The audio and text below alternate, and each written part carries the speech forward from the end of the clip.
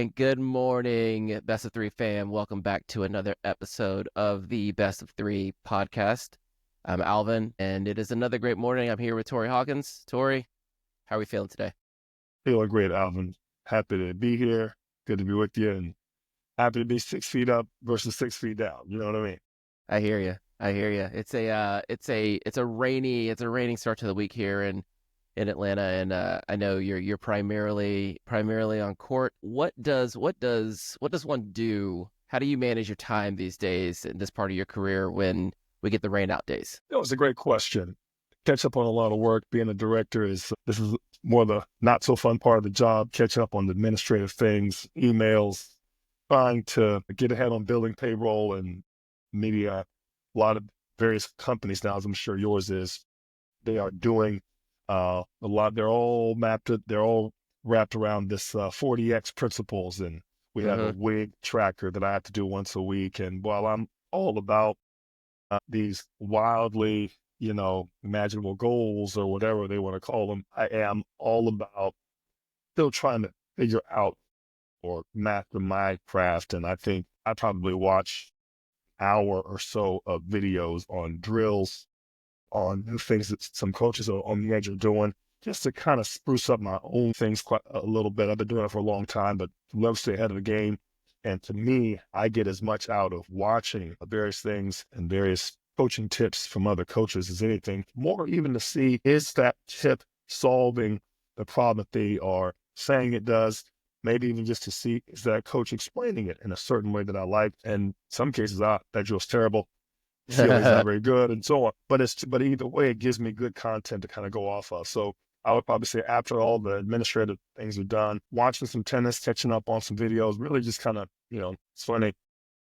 As you know, when we talk about various content and having a various agenda that we're going to speak on, a lot of it we're tapping back on, on months, years of previous watched tennis or content that we've stored, in a sense, Yeah, in for the sure. brain for a long time. And so that comes from days like this, a lot of days, I look at a coach in a sense like a bank, a lot goes Yeah. out, right? Is the coach putting enough resources back in? And a lot of coaches get to a certain point, they feel like they have enough reserves. They're constantly spitting out and they're not always taking back in. And I'll always try to watch a good bit, always try to be a student of the game. And in my opinion, the better the coach, the better the student of the game he is or she is. And that's kind of where I'm at with it. So it's a good day to, catch my reserves back up, so to speak. Yeah, I like that. And I think it's also very interesting in that, I've been playing tennis for 35 years at this point, and started my own coaching career I don't know, midway through college, and then coached, on for about 10 years after that. So I've also seen some things and have hit enough balls and have fed enough balls to, you think you know a lot of things, but then now on this side where I don't coach anymore, and I just play as a recreational adult player these days. Sounds painful, doesn't it? It is what it is. And I have young children. My kids are 7 and 5. So hopefully I've started to get out there with them a little bit more and more. So maybe that coaching starts to come back. And as a parent coach, potentially, or just as a parent of a player, there's another evolution left. But I say that because even last week, I hit a couple times last week indoors. And it's funny how the coaching tip you gave in our last episode about being calm when the pace picks up is still something that I still work on. I love having access and being invited to play in indoor courts. I am not an indoor tennis player. Yeah. When I struggle enough with pace as it is, and then when you put me inside against someone with pace, I hit with one of your former proteges, Ian Melnick, assistant coach at Emory. Yeah. And I mean, hits a good ball. He's a young guy, and those courts are fast too. So those are not good combinations for me. And that's something that I need to pay attention to myself. It's like when the pace gets up, we get to ball 4, ball 5, breathe, be calm, be like Nadal, if you will. Right. I think, and Ian hit a good ball. Always hit a clean ball, and pretty, and a little flatter, than a lot of guys, and really penetrated the court really well. Let me tell you about it. Yeah, seriously. And there were guys like Eric Morgan, who you remember was a good national player back in 2014, hit a really big ball as well. And, you knew that windup was coming. You could almost kind of see it and time it. But different players are involved. I grew up in Kansas, so half our year was indoors. So if anything, getting used to clay was tough for me, right? Yeah. So Yeah. the clay, the extra time, the time the ball sat, didn't really slide much, didn't play on clay much. And there was probably one, maybe two facilities in town that had clay courts, which was one of the national country clubs. And so to your point, it's kind of also where we grew up. I think a lot of players on tour are very similar. You see a lot of Europeans that grew up on clay. Ironically, you see a lot of Europeans that grew up indoors, and they had big game and big shots. I think Medvedev Really depends on and the part of Rublev Europe, grew up actually. Yeah. 100%. They grew up indoors. I mean, Rublev smacks the ball about as big as it can be smacked, and that only came from indoor tennis. You know what I mean? You couldn't be doing that on the clay. So it's one of those things where you can even see things like that. Clearly, Nadal grew up on clay. Clearly, I mean, he slides well. This ball has a lot of action on it, and he just slides like he's on ice skates. So it's one of those things where it's to your point.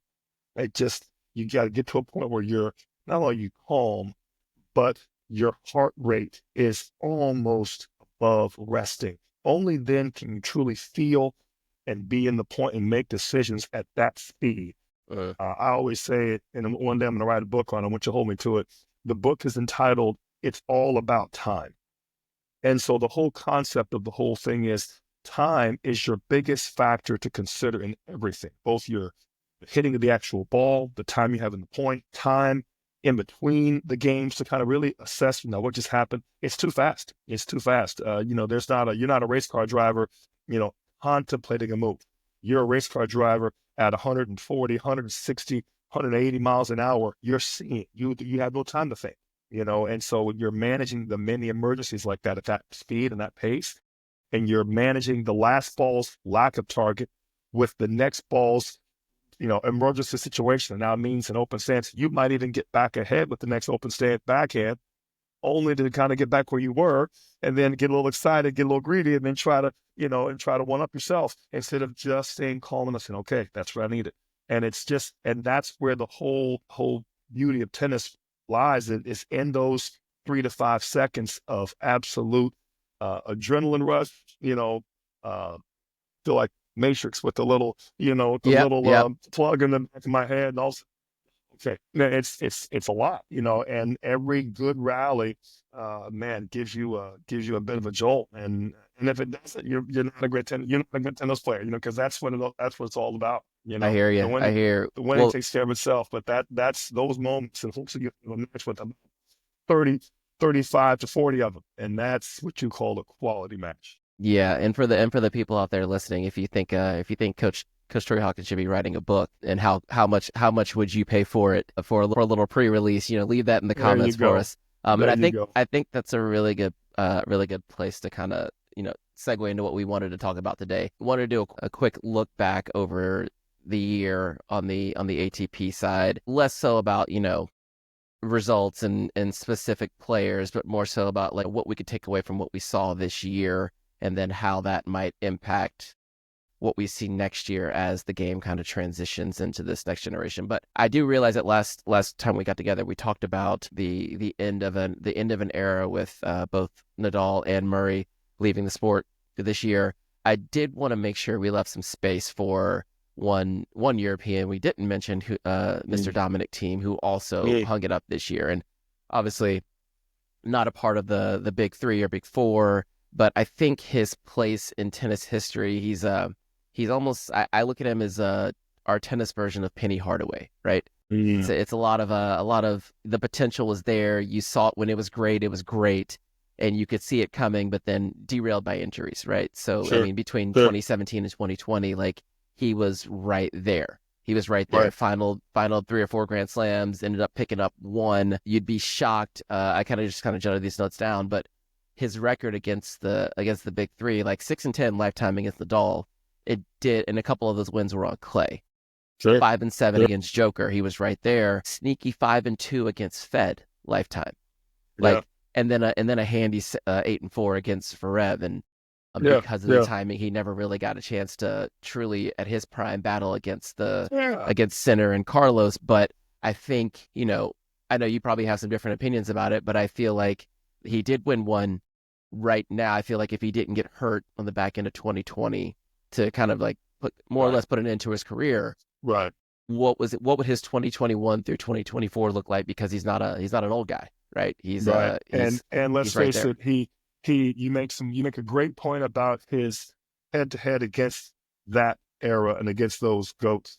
I You mentioned Penny Hardaway. I would even say it more like a Derrick Rose, who Mm, there were gaps in his playing, right? Penny played hurt, was dinged up, missed chunks of the year. Derrick Rose was out, for right. large chunks of his career with some season-ending injuries. And that's what I felt about Thiem. It felt like he never really came back after No, the no, first yeah, big yeah. injury. And I feel like Derrick Rose. And then when he got back, he was let's face it, good, but a shell of himself from movement wise. Absolutely.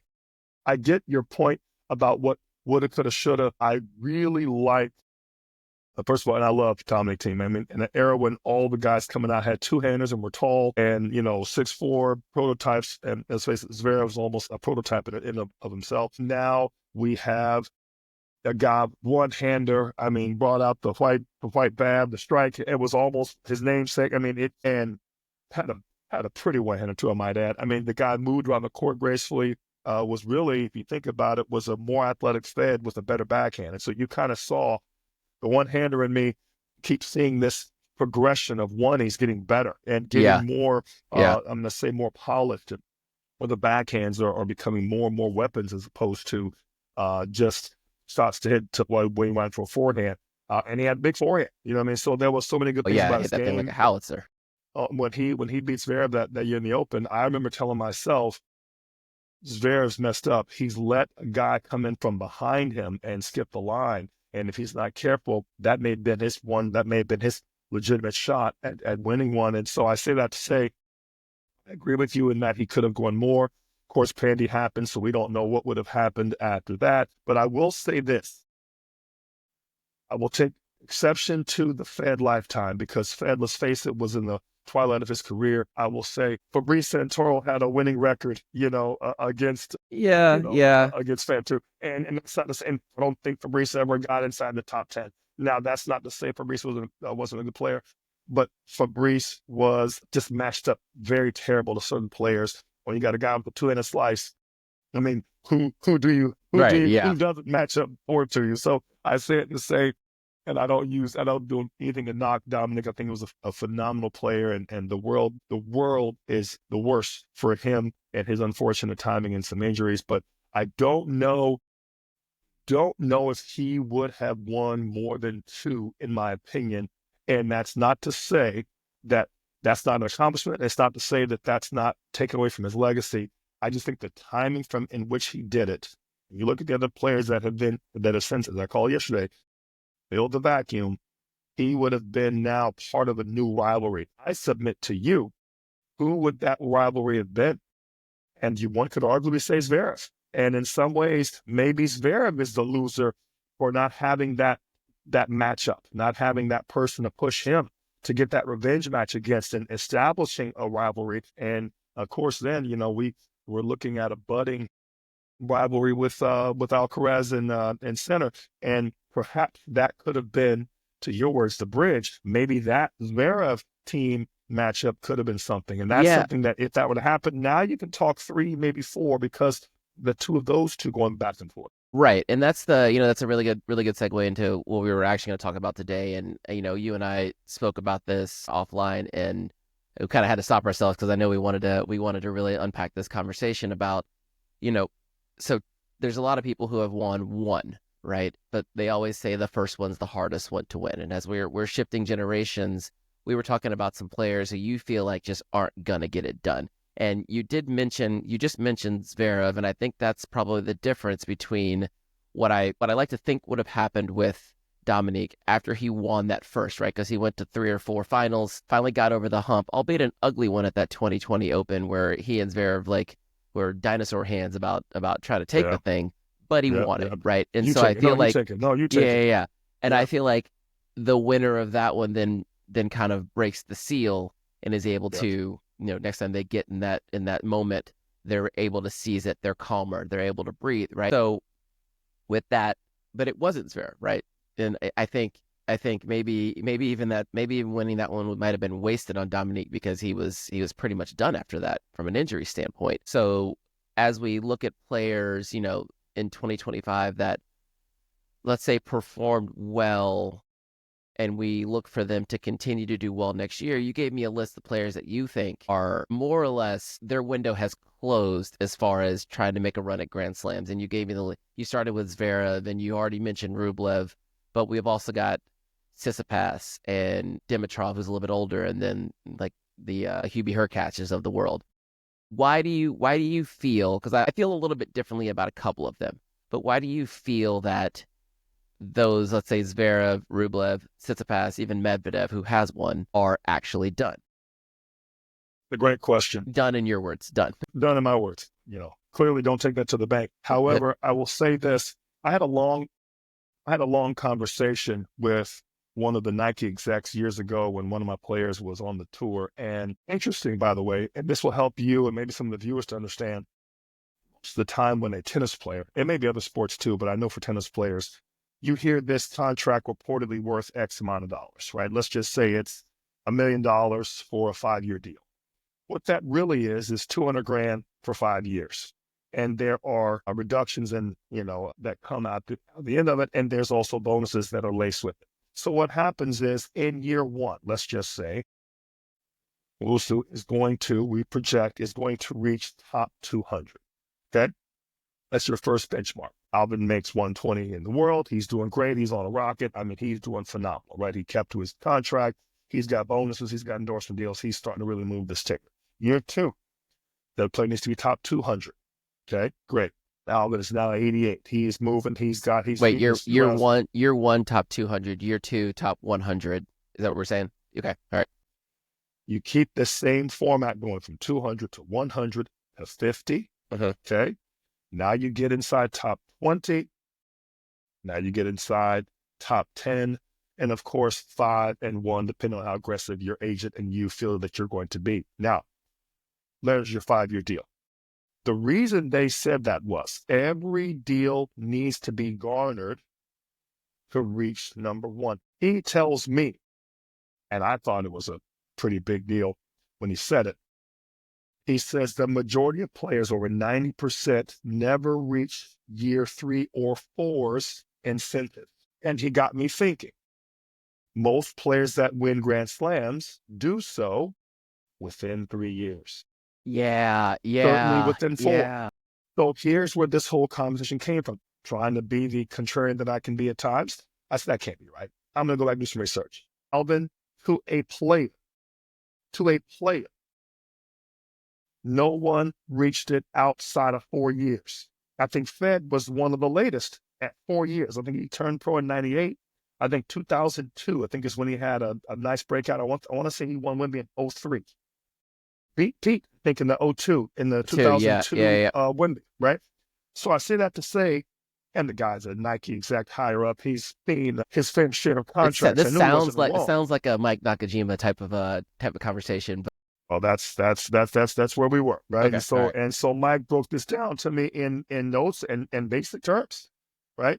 By the way, we ended up going with Reebok, right? So just to help you understand, it was an ironic because at that point in time, they were looking, and even for all the players, they're looking for that player that they can get to that level. And I could give you a host of players that had signed and didn't sign, and or that signed and didn't quite make that mark. And it's not to say that they're not good tennis players. They're all really good tennis players. The tour, the top 100, is a collection of 100 of the best sticks in the world right now. They're all phenomenal. I don't think there aren't better players. They'd be there if they were. Period. And I think sometimes the average person doesn't understand top 100 in the world is probably 7 or 8 levels better than the best player you've ever been across the net from. I mean, this guy is he's so far past the guy that beat the brakes off you, 0-0. I mean, and we're talking even guys that played good level college ball like ourselves. They are just that much better. And as you get better and better in college, well, then that guy's only 3 levels better than you, but he's still 3 levels better than you. And I say that to say, and now you talk about top 50? Top 10? Come on. And so anyway, I say that to say I don't like dinging players.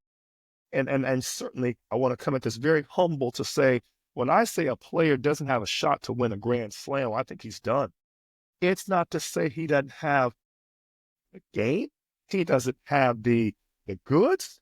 This guy is phenomenal. I just think his window has closed. And here's the term I use, and a lot of players talk about it, when other coaches talk about it. There's blood in the water. Yeah. You know you can be beaten. They know you can be beaten. And the sharks, so to speak, who can smell that blood from a mile away, they know you can be beaten. And on that day, so on that day, you're vulnerable. Winning produces no blood in the water. And the quicker a guy does it, here's an interesting little side note that I want to add to that, the rocket to number one within 3 to 4 years. It's okay to lose to you. Right. Alvin and Torrey's on a 21-match streak. He's playing me. Hadn't played me before. I'm 5 in the world. Alvin comes in playing, and what do I say? He's playing well right now. Playing well right now. Yeah. Now, what does that mean? He's playing well right now means it's okay to lose to him. He's hot right now. Hey, everybody's losing to this guy. Man, look at that. Lefty serve. Wow, it's not about me. It's about him. Not about me. I'm still this good. Guy, it's about him. I'm still good. And I will be good at this match. But you right. know what? Someone's playing really well right now. Always playing with his face. And nice play, buddy. And I tip my hat to him. And then next year, they'll assemble the team to try to find a way to try to beat the guy. Now, is some of this skewed with our last batch of GOATs? Well, one could say that.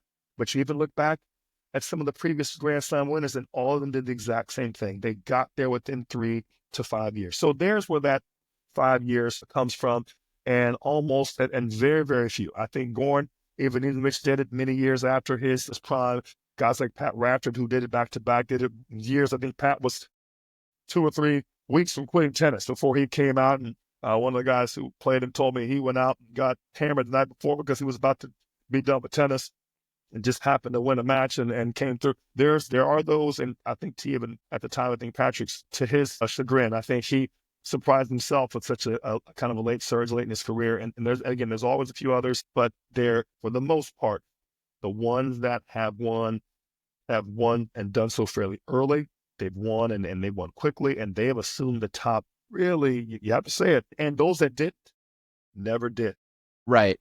And so when it's always wise to follow the money, right? And if the money, like the Nikes and Adidas of the world, are the ones that are funding some of these players to a certain extent while they're getting started on tour, it's almost like not to get political, but it's almost like a campaign, right? Like if a candidate is not, if people don't think a candidate's going to win, they don't end up investing in that candidate. It's like Correct.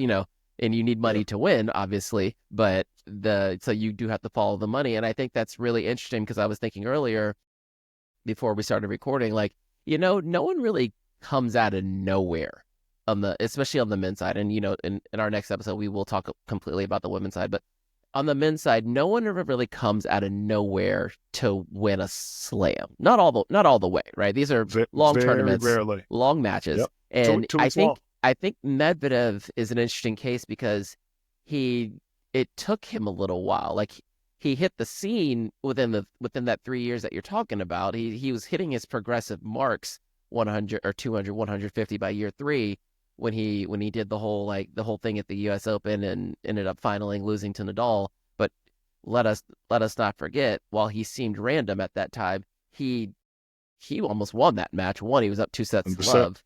Yep. He's the same age as Rublev and these guys, and he was seeded. Best friends with Rublev. Yeah, and then proceeds to final the Australian Open either the next year and loses Djokovic, something like that. But he's a little older now, so you would say, okay, he's probably not going to make it. And he did win one, but that one was a little odd, right? The 2020 U.S. Open was 2021 U.S. Open. Yeah, that was the one he won when Djokovic was going for the calendar Grand Slam. Ends up going, this is a little inside baseball, goes a little too long with Zverev in the semi. 5 sets over almost 5 hours.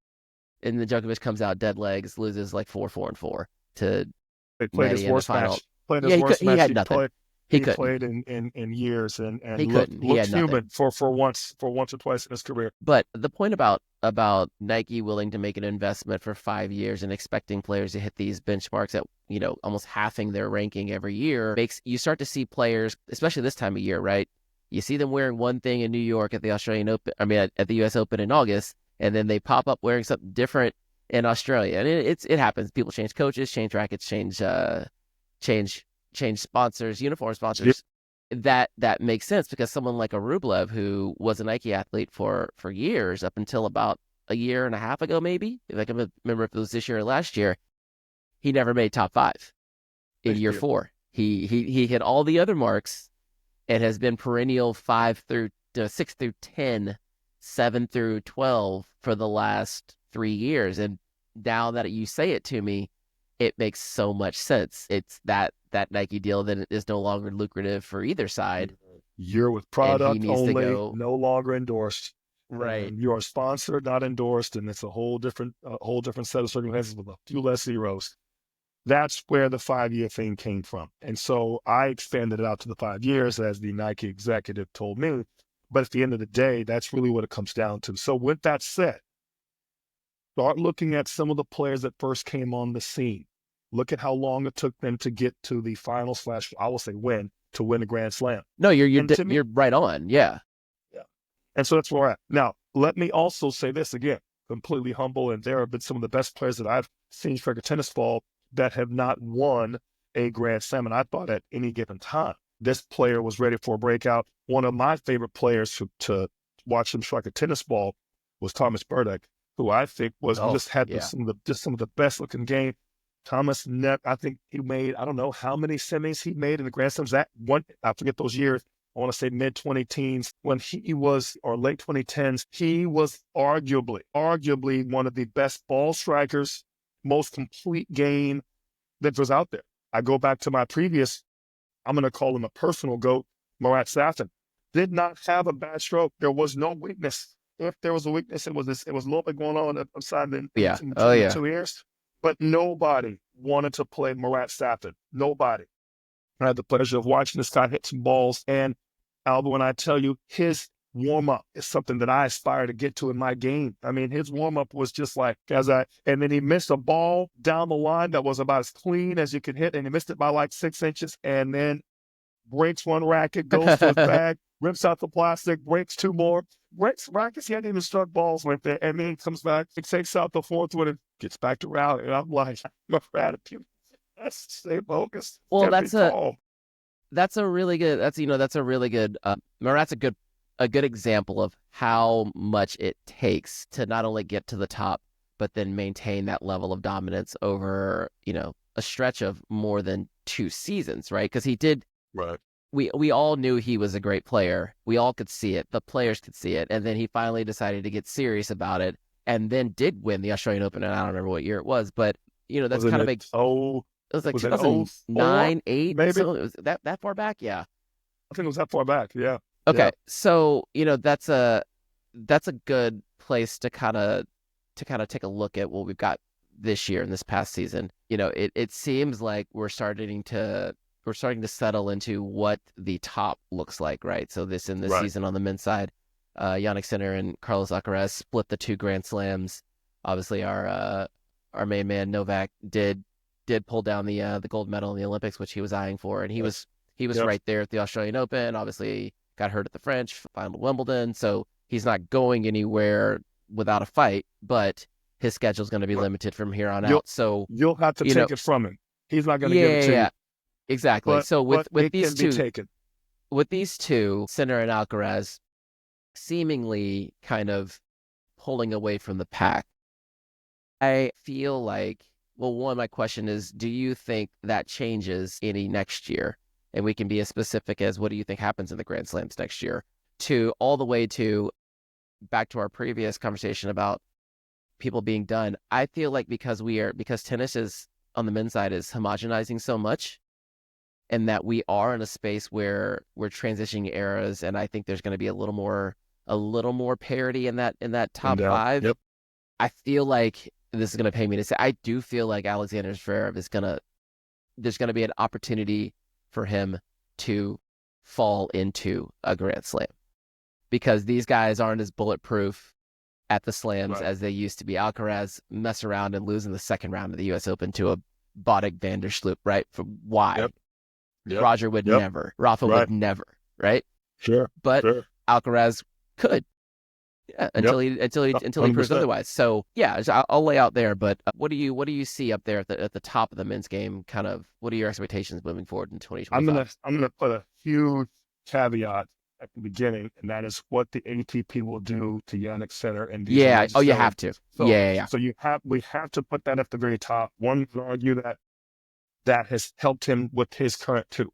Right. That's but let's just keep that part in mind. Oh, right? Okay. All right. Yeah. Just I got to put it out there because, and it's not to say that others aren't juicing. It's not to say that, they always say it's the caught and the uncaught. But it's not to say that all aren't doing some version of it. What I will say is that before we say anything else, that has to be taken into consideration, because should they ban him / slap a fine, a charge, out of tennis for a year, that changes everything. And now, or even out for a month, out for 3 months. So just to kind of put a slight I guess info here, that Jannik Sinner did test positive since, I guess, after Cincinnati. It came out right before the U.S. Open. Right. He was exonerated of wrong. Yeah, he was exonerated of wrongdoing by, I think, the ITA or whatever governing body that runs doping essentially for the ATP. But another association, WADA, said that they didn't really agree with that ruling, and they're suggesting that he should be suspended for a longer period of time. So we will find out. I think that happens right after the U.S. Open, maybe February 1st or something like that. So we will find numerous. We will find out. We've had numerous situations like this before, and I will tell you that has proven to be a bit of a cloud over some players' heads, and it's been a very tough issue. I'll give you two players specifically. You recall Richard Gasquet had his issue with the alleged substance and the French kiss with the young lady that I assumed that had all the cocaine that he had none, but somehow she and I made him test positive. Put a drain on Gasquet's career. It put I remember Guillermo Cañas in the mid 2000s. It was a very good tennis player. Had a breakout years in the French. Was playing some good ball. Had got caught not once but twice, and so now they were putting the cuffs on him. He was banned for a year, and sure enough, rumor has it, that they went right back to the old training grind and didn't change anything. If anything, put a few more ounces in that mixture, and I'll be ready to go next year, and I'll be ready for clay court season. And so there's this whole, back in those days, the Argentinians were really pushing the envelope with a lot of things as far as enhancers and whatnot. I say it to say it takes away a player's ability to stay consistent for the whole year. It takes away the ability for a player to get grooved. That blood in the water could just be you're not as sharp and as razor sharp as you were, and you're not bulletproof as we once saw you. And now you have these other things coming on. It's just kind of tough to play. We even had our own local. Remember a kid we had back named Wayne Odesny, who had some doping allegations, and players were almost protesting playing him because it was just so blatant, some of the things he's doing. And you heard it right here. Wayne Odesny doesn't even belong in the same conversation. As good as Wayne was as a junior and a top 100 tennis player, Wayne was not in the level of these guys we're talking about. So I say it to say it's going to be a huge issue for Jannik, and I really, Jannik, I have I'm saying his name, but I really, and again, he was a former skier and a world champion when he was younger on the slopes. So this guy knows top level competition.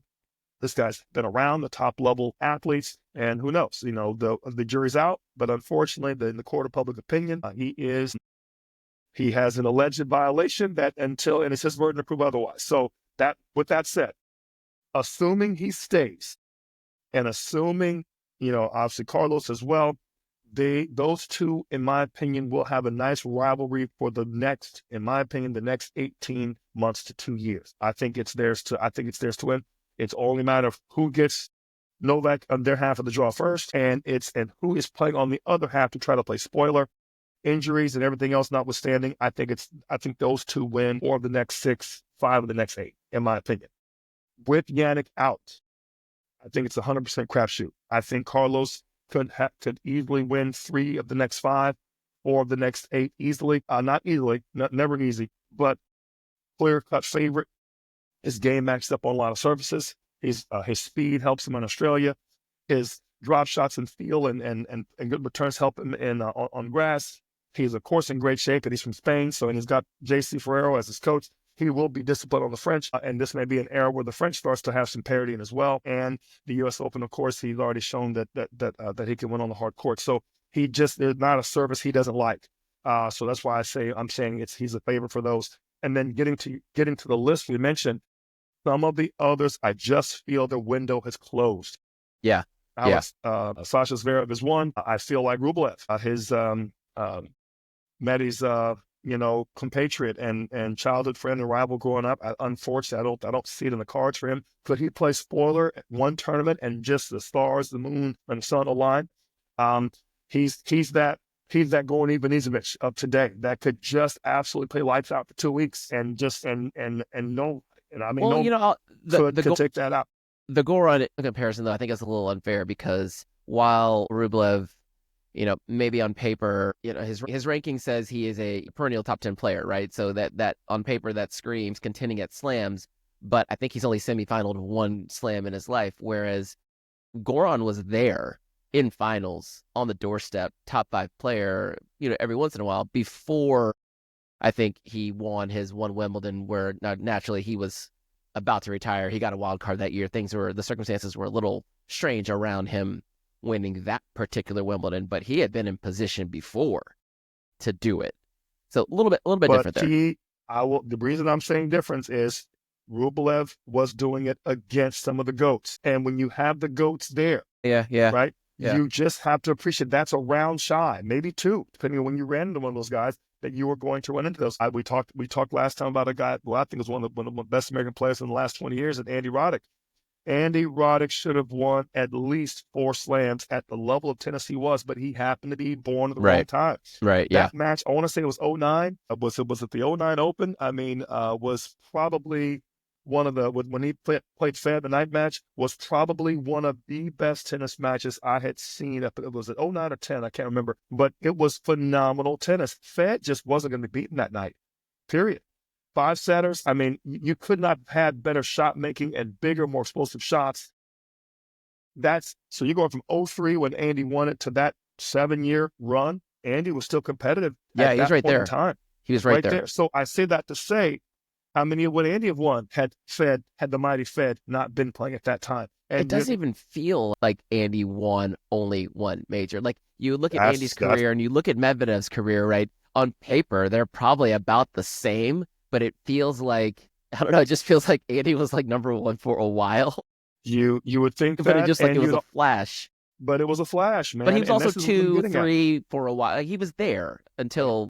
To my point, this is what we're getting into. And now you come into the end of Nadal. Fed's already left at this point, unfortunately, but for all intents and purposes, now you got Novak and Nadal, and you've got Carlos and Jannik, who are now coming in. I think Jannik in the last, let's face it, 2 years, as Nadal is decrescendoed, he's crescendoed, so he's filling that vacuum, I call it. But this is what I'm getting at.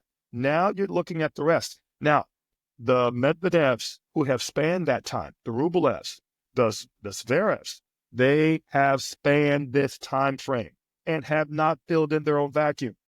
The 5-year, we're going to call the 5-year rule a theory, what we're going to say, but I'm going to call it the 5-year rule, that has not boded well for them.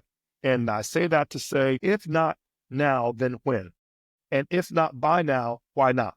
And what had they changed so drastically?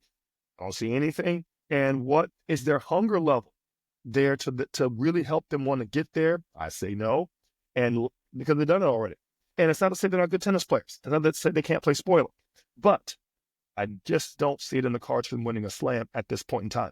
The one other player you mentioned, I think is unfortunately has peaked, is the guy by the name is Stefanos. And I just don't see him getting back to that semi or final slam. And I love the kid's game. One of the most athletic guy that's 6'3", almost 6'4" you've ever seen. The kid can hit an inside out from outside the alley, inside in. Can slap it with the best of them. There's not a shot he can't hit. But unfortunately, he's seen the loss a bit of his form, lost some confidence, his blood in the water. I think he's your poster child for blood in the water because he's hit that. I'm Chris going to be Eubanks 6'2". beat him at Wembley. And Chris, and I love Chris. I used to have some lessons with Chris when he was younger. Chris is a great kid and an unbelievable player. Georgia Tech's own, right? Atlanta's own. Love Chris. When I saw Chris, I was telling players going in the match, I said, you know what? If there's any top seed to play, you like him playing Tsitsipas, because there's just a chance that Tsitsipas will not will succumb to the moment of a young upstart playing well and just get a little under his skin. I said, he's just not confident in that matchup. And I said, and we all know the rest. That was his banner, Chris's banner year. So here we go. Now, what's the chances of Stefanos getting back into the top three? I think very rare. Does that say he's gone away? No, kid's a phenomenal tennis player. He's everybody's bad day. But I don't see him being a threat to win a Grand Slam from this point going forward. And you can keep going. To me, Dimitrov was your team, in my opinion, before team. Unfortunately, with some injuries, and I think Grigor was a great player. Arguably, I would say a better Fed himself, better one-hander. Not as graceful. A little herky-jerky on the serve. Yeah. A little herky-jerky and a little more Sylvester Stallone herky to Fed's gracefulness. And Fed was bridging the con. But I said to say, he also had some injuries that beset him early in his career and didn't really have a chance to really go as deep as he'd like to in some of the rounds. Proved himself every bit of it for his quality play this last couple of years. But I think Father Time is catching up. And as we all know, Father Time is undefeated. So I feel like his days in that window is certainly closed. And unfortunate for him with some injuries, made a valiant comeback to make us all believe that he still had the goods, even 10, 12 years past his prime from when he was first doing it. And he's another player that you thought could have for those one or two in between in that Fed Nadal early GOAT era. And everybody else you're talking about, to me, as good of players as they are, they don't even belong in top 5 contender for a slam conversation. They are good players on any given day. They'll win a 500. They'll beat one of these players on some rando tournament, but they're not contenders. They don't believe they can get to the semi or final. To reference the Matrix for the second time today, do you remember the character, the Keymaker? I do. A lot of these guys, everyone has a little Keymaker in them, and the Keymaker, his objective in the Matrix was to help Neo get to the place he needed to get to. He had the keys to the doors, to certain doors, right? Well, in this instance, we'll call them a top 50 door, a top 20 door, a top 10 door. But at some point, he gets to a door, and he's like, I can't go through this door with you. You have to go. And this is where I stop. And I say that because I think it's okay. There have to be these side characters in every story. And the story of, and we'll move on from this, the story of 2024, moving into 2025, is not about the Rublevs and the Zverevs. I'm sorry. They are the players that set the stage for what I think can be generational players in Carlos Alcaraz and Jannik Sinner to actually perform on those stages where these other gentlemen they're just not supposed to be there, and that's okay. 100%. Exit stage left, and they've had a wonderful career. We've enjoyed watching them, but unfortunately that program that the Keymaker was about has expired and it's been compromised. Yeah. Even the Keymaker met his untimely end. Even right? the Keymaker met his untimely end. He was in demise. exile, if memory serves. So it's one of those things where another program had him in exile. So to your point, I love the Matrix movies, all of them, and I love the reference. I would tell you that the Neos, which was a recurring program, if you will, a blip, a glitch in the Matrix, as we all, hence the term. We have seen these types before, and that player typically gets to that number one within 3 years. Yeah.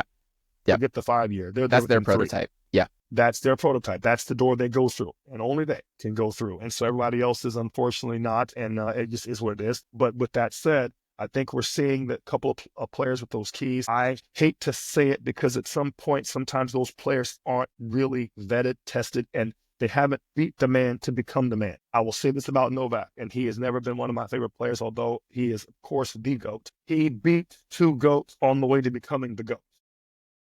And you have to appreciate that. He's just been good. My brother and I always go back and forth on Jordan and Kobe. And the one line he continues to always come back. Kobe beat Air Jordan when Air Jordan was still Air Jordan. And his point was, at the height of his insurgency, Michael was at the top of his game. Kobe came through and basically, he deserved the number 24. He was one number better. And in the court of public opinion. Now, we all know the stats and we all know what Kobe's done, but to his point, and many of the others have not. And this is why Kobe still lives in our, may he rest in peace, still lives in our minds, our collective minds as the, cred GOAT, because of what he did at that moment. Tennis needs Jannik and Carlos right now to continue their rivalry. Unfortunately, Jannik has come on the decrescendo of Novak. Carlos has at least beaten Novak at the highest stage. And so therefore that helps us to maintain the benchmark of the level that these GOATs have put up that's been so high. Naomi Osaka beat Serena and accepted the baton, right? How far she ran with it, that'll be another episode. We'll come back to that. But that's how big her almost early semi-retirement shows you how big of a lifetime achievement award it was. I'm getting back to, go ahead. No, well, I just remember this. This is kind of a callback to what you were talking about earlier. Randomly, I haven't heard of Guillermo Cañas in forever, but I do have very, very fond memories of him beating Fed back-to-back events, Indian Wells and Miami, something like 2007, 2008, which I was like, who is this guy? And now but the juice helps. The juice helps. Yeah. You mentioned Jannik Sinner. You mentioned the taking, Kobe kind of taking it from NJ. We can argue that on another episode. Yep. And you mentioned Carlos taking it from Novak. I think the seminal taking of the torch was probably Wimbledon 2023, right? That great five-setter. The great five-setter where he legit took it from Novak when Novak was at his full powers and he took it from him. 100%. And the follow-up, 24, where he beat him and darn beat him in straights. Yeah, he beat him cleanly in 2024. And Novak had just come in, he's on one leg, right? So he did great to get there. But I don't want to overlook Sinner beating Novak in Australia in 2024. He beat him in the semis. Novak did not look great. He looked a little cooked, but he did do it. Now my question's going to be, but it wasn't one of those classic. They had a couple battles at the end of 2023, right? Where I think Sinner beat him at the ATP finals.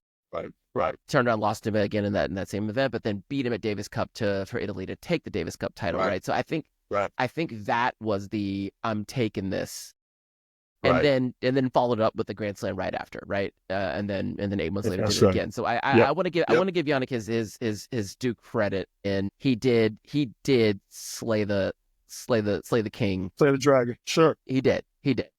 And I will give him that. I would also tell you that, and unfortunate, until it's proved otherwise, was the juice part of his recipe? Hey, we're gonna see. We're gonna find that out. However, touche on that with Jannik, and you heard it right here. That Australia, both Australians for that matter, I thought his turnaround time was otherworldly. I mean, the things he was doing, as fresh as he looked, wow. I mean, I tell you what, heaven help the world or the rest of us if he ain't juicing, because that brother's his condition's on a whole nother level. I mean, he's able to do, which we saw Novak do, you know what I mean? It's the back-to-back matches in Australia at overtime, 4-hour, 5-hour matches, absolute gladiator style. Came back the next day, fresh, ready to go. Hey, I'll go another 5. Let's go.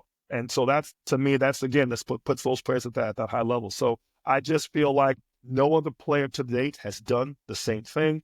No other player to date, in my humble opinion as a spectator, believes they can do the same thing. And if you don't believe it, if you don't truly believe that you're that good and believe that you have the pedigree to go that far, you're almost better off being a younger player who thinks they has a shot to get there with almost ignorance to what they know and don't know than an experienced player who has done it. It's the David and Goliath, you know what I mean, situation. David was visiting his brothers in battle before he slayed Goliath. He was too young for battle. You know what I mean? It's a little Bible segue there, but he wasn't there. Part of his brothers and everybody else was too afraid to face this guy. They knew how big he was. Right. And had seen their friends get cut up and chopped up by this guy. So here's my man coming through. We won't get too theological, but the point of the matter is David did not know enough, and some would say knew just enough, to battle said person. And that, to me, enters your segue to some of the new upcomers that actually have a true chance, because they don't know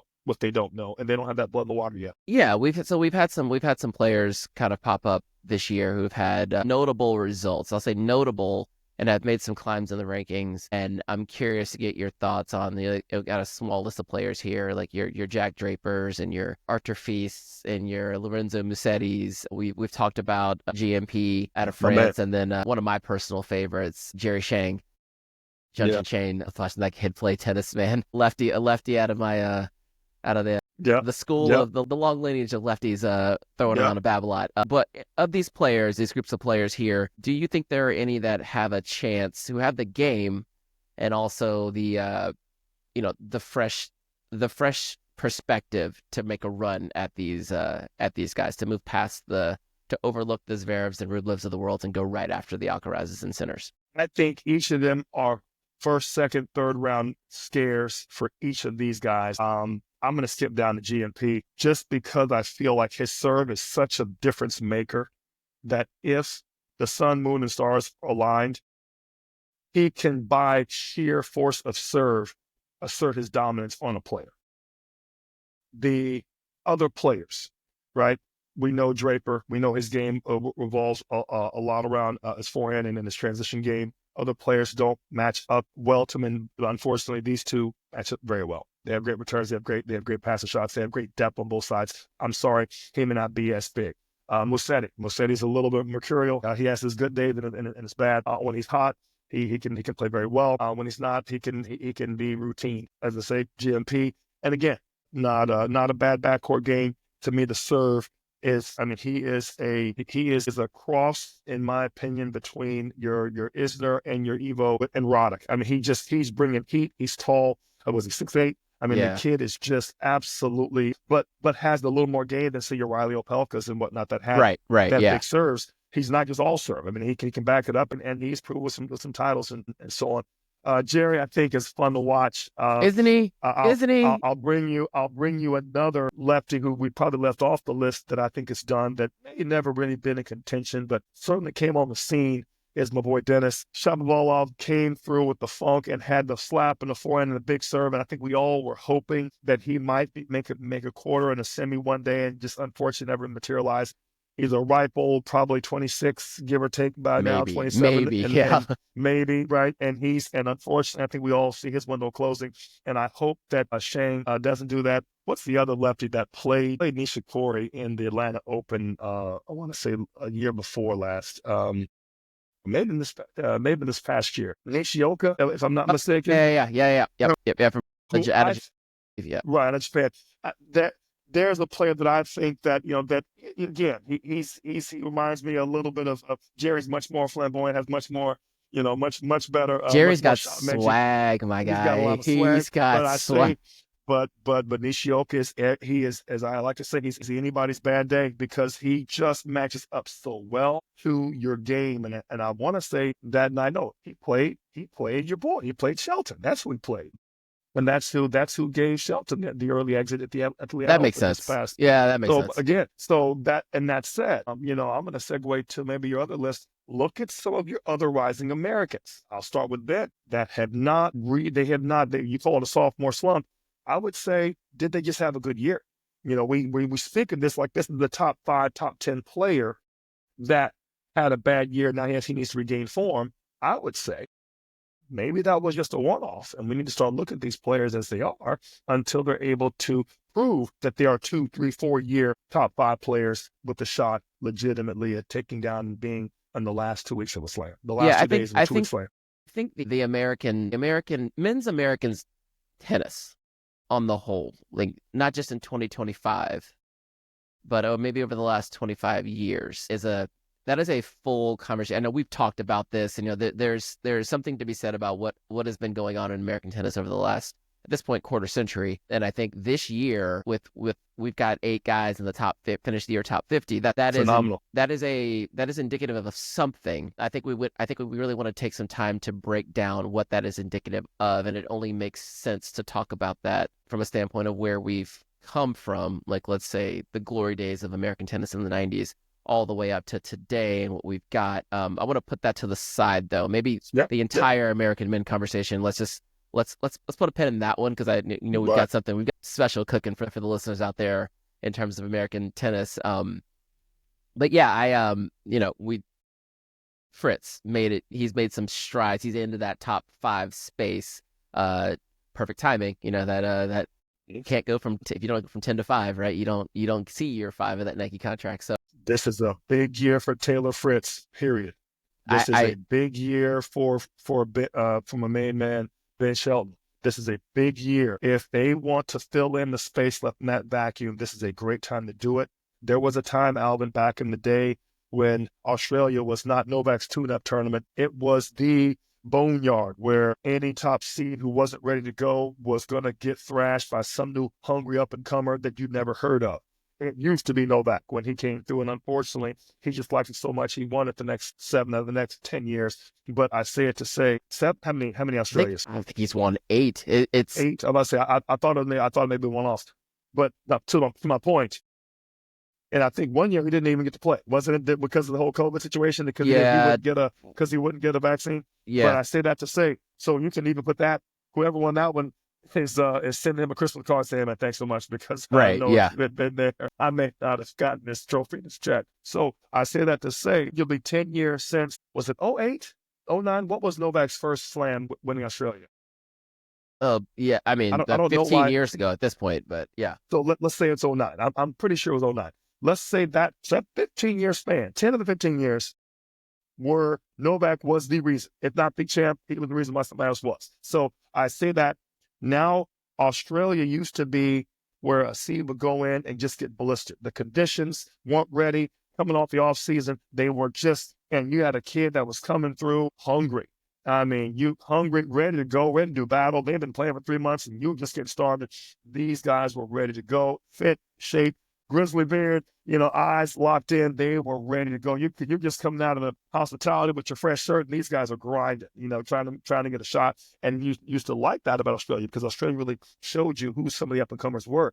And then you kind of settle into the year. I'd like to see some of those players get back to the parity you spoke of earlier with Australia this year, and then we'll have a better, better feel and better, understanding of who will be making a run. As I said, we have the situation with Jannik to see what happens. Is the shoe going to drop on that one? We'll see. And if so, there's a huge window for some players. And then at that point, we'll see if some of the players materialize. You heard it right here. If they do, they have a shot to keep moving that ticker in that 5 years. And if they don't, they'll join an unfortunate long list of players that got to that level and just were not able to, as you say, open that door, didn't have that key. Yep. I think that's a good place for us to kind of to off ramp here, but we're not gonna let you go without a quick trip to the coach's corner. I like to not I don't know, maybe one day I'll start preparing you for these, but I like to give them to you fresh and watch you work in real time. We talked earlier about actually in our open about the management of time on the tennis court. And I, way back in our relationship, you exposed me to the idea of counting the 1, 2, 3s in a rally. Can you explain that to the people, what that means, what that looks like, and then how, obviously how can our viewers, our current players, whether they be aspiring juniors or adult players, how can they incorporate time management, I'll say loosely, on the practice courts? This will be explained in my book, but I'll give them a sneak peek. The cadence came from the music, a metronome. For those of us who've played music, those of us who even had a Casio keyboard back in the day, there was just a simple counter that gave you the time. 2, 2, 4, 4, 6, 8, whatever the time was. And some of you musicians out there will appreciate how the time can vary. In most music pieces, the time varies. In most songs you read, the hook has a certain beat, and then of course, the main part of the song, the melody has a different beat. And of course, our remixes come with a whole different beat. And we would, in tennis terms, we call that rhythm or play or the speed of play. Cadence is simply a way to manage the time given in a point. Whatever number you want to start with, it's a simple 1, 2, 3, 1, 2, 3, or a 1, 2, 3, and 1, 2, 3. It starts to become rhythmic. You're taking a very arrhythmic situation, a tennis rally, and trying to force it to have some semblance of order so your brain, your hands can get synced. And at that point in time, the one being, let's say, the opponent's ball coming to you, the two being the bounce, your hit being three, your ball bouncing to them being the and then it repeats. And you start getting into a groove, I will say. You find the rhythm of that rally. And at that point, you can actually start feeling the ball, having some consistency, able to understand and manage some of the things that are happening out there with less effort and less thought. The cadence to me, and to your point about the recreational player, let's say I'm a 2-5 player. I've got a team at my club now. One of the hardest things for them to do is to slow down. They're actually hitting the ball pretty well off of a feed, but in a rally, they're trying the best ball they possibly can. They're not hitting that ball back in play to find rhythm. One of the biggest eye-openers for them is when I slow them down and make them count how consistent they are. And then they're like, it's easy. I'm like, yeah, you're making us too hard. You're making us way too hard. And then it's like they feel like they have to hit this amazing shot every time. And I'm like, that's not, good shots happen. They're not, you don't intend for them. And it just happens when the right moment hits, and you sometimes had less time to think about it. To your aspiring junior, I would say the cadence is huge. Big points. And I would call a big point the point after a bad mistake, and the point and any game point are, in my opinion, big points. I would even say after and closeout points and games. We've all had the unfortunate up 5-2, which seems much bigger than it is, right? It's just a break in most cases. And you get that break and you're gone. The ability to count, calm down, and to repeat what you've done up to this point is huge. And I think the counting takes away a little bit of that judgmental side, the brain that wants to tell you and wants to be your own critic, start getting negative, start getting tight. Cadence fills the void and lets your brain actually do its job. And you take that critical part of your brain and you let it help you as opposed to hurt you in the rally, in the match, and you just start to calm down and actually play the game. I would tell for any top high-level players, they've already understood this, but their ability to do that for longer, especially after a bad miss or a tough point, that is huge to me, because the quicker they can get back on track, you're talking about the high level, it's all about errors and cutting down. You may make 8, maybe 10 in an entire 2-set match. Cutting down 12 to 8 is 50 ranking points. You know what I mean? As far as a level. So you're talking about, and in some cases, $100,000. You know what I mean? So you're looking at it, it's a big deal, those 4 less mistakes. And so the ability to stay on track longer and the ability to manage that time, and as you say, time management is huge. And the cadence can help each one of those players to do that if they would fall into that rhythm, fall into that cadence, so to speak, of their rally, and be able to manage what they're doing in front of them a little more cerebral, as opposed to trying to be mechanical and make it happen on the outside. Fantastic. No notes from me on that one. I think this is a good place to leave the people. Once again, Torrey, always a pleasure.